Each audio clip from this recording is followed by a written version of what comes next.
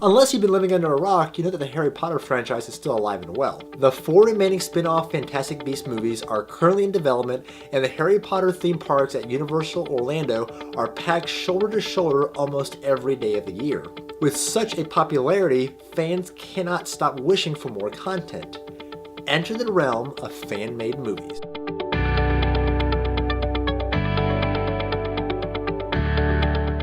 Hi, I'm Isaac, and this is Movie University. If you like what you see today, consider subscribing and follow us on Facebook and Instagram. Fan movies are a tricky subject as studios can get pretty possessive of their content, as was seen in 2017 with Paramount Pictures, CBS Studios, and the Star Trek Axanar project. Paramount and CBS received much backlash from fans for not allowing high-quality fan productions to proceed. Warner Brothers Studios has taken a different approach. In July 2016, Tryangle Films created a Kickstarter campaign for a Harry Potter themed movie. The crowdsourced fundraiser was so successful that Warner Brothers contacted Tryangle Films and a legal discussion ensued in which Tryangle was allowed to make the movie so long as they did not turn a profit. Conceived as a prequel to the Harry Potter book series, but sometime after the Fantastic Beasts series, Origins of the Heir explores the backstory of the infamous evil wizard, Lord Voldermort, and, according to the statements from filmmakers, follows the part of his life that has mostly been left out of the official movies of the saga. The movie, which clocks in at just under an hour, also explores the lives of the heirs of Hogwarts' 4 houses: Gryffindor, Slytherin, Ravenclaw, and Hufflepuff.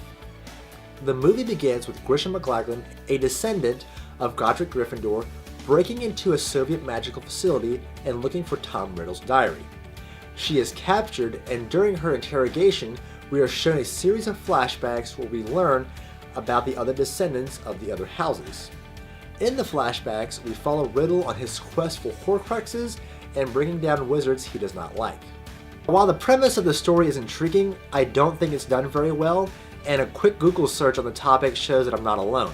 The internet search really shows that fans are split on this movie. How well written a movie story is what separates a movie studio from amateur filmmakers like Tryangle. There's a difference between fan fiction and spin-offs.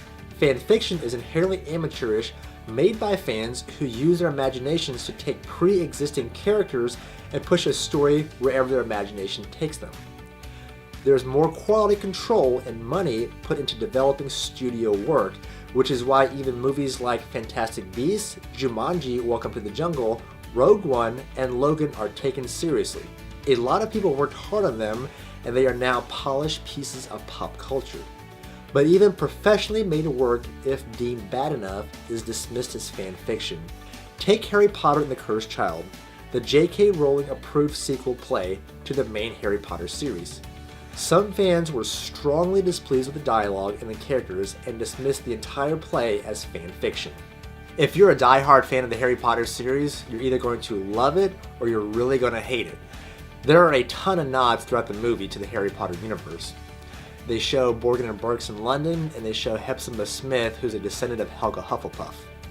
While the nods are nice, it seemed to me that while other fan films accept what is in the books and movies and build off of them to make their own movies, this one takes details it likes and bends other facts to make its own story, such as creating fake characters not established in Rowling's canon, and that each Hogwarts house founder has a designated heir who remains secret from the rest of the world for a reason no one who wrote the script has any interest in telling the audience about.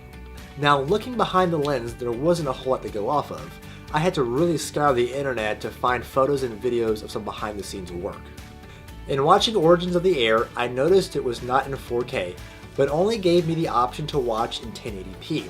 Looking through the few photos I did find, it looks like the crew used Sony DSLR cameras, particularly the Sony A7 series cameras.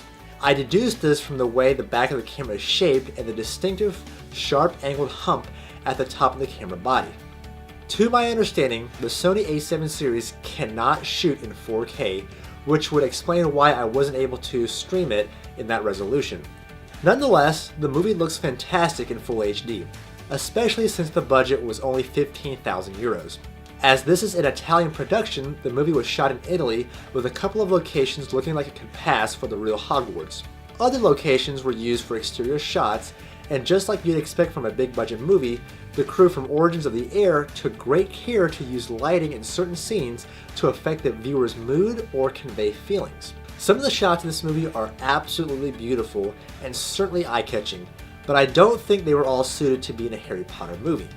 For instance, in the beginning we see McLaglen fighting the Soviet Oros. Parts of it are shot in the first-person perspective, which I don't think jives with anything we've seen from the Harry Potter films so far. The music composed for the flick is okay, but nothing that stands out to the ear, but rather something you'd expect from a crew with this level of experience and budget. The special effects are very well done, and I would say the FX crew for this short film would give some Hollywood studios a run for their money in regard to wizarding effects on screen. I think the video editing is really good, particularly the first couple of minutes. We see a Horcrux, tense music, black titles, and a wand battle coming in and out. It makes the movie look very professional and very polished. The costumes and set decorations are top-notch, with only a few exceptions.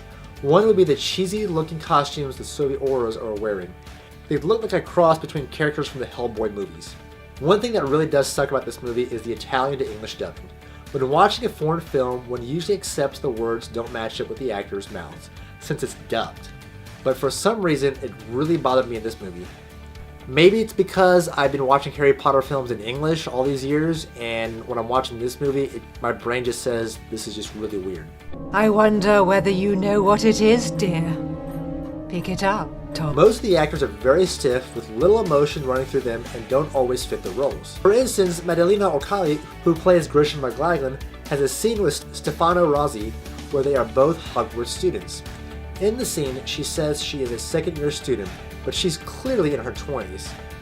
Couldn't the producers have hired an appropriately aged actress and actors to portray the characters they are playing for these small scenes? The only good acting comes from Rossi. Even though he's not Denzel Washington, he's the best one in this movie. Putting aside that this is a fan-made movie, there are some things I loved about it and some things I hated. I'm glad I watched it, but I'm probably not going to be watching it for a very long time.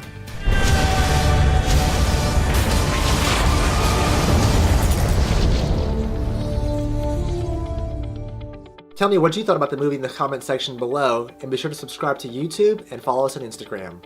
I'm Isaac, and this is Movie University.